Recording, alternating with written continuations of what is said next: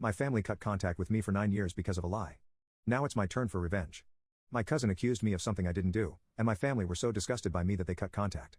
I just feel so lost on what to do. I grew up in what was probably the most normal of normal households.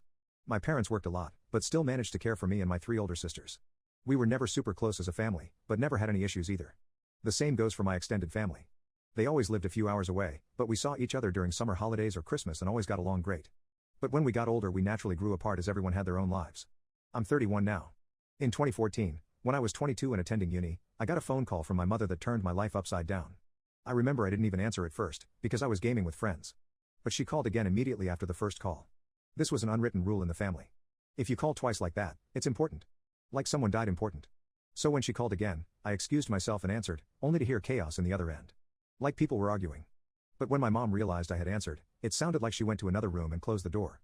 I just asked what was going on and I heard she was crying.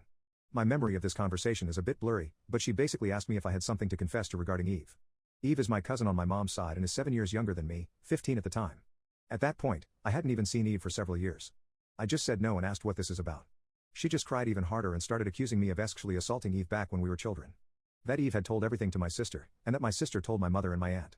Eve had told them that back when she was 9, and I 16, she'd been playing in my room when I came in and started feeling her under her clothes and kissing her. My mother screamed at me to say something, but I couldn't even speak.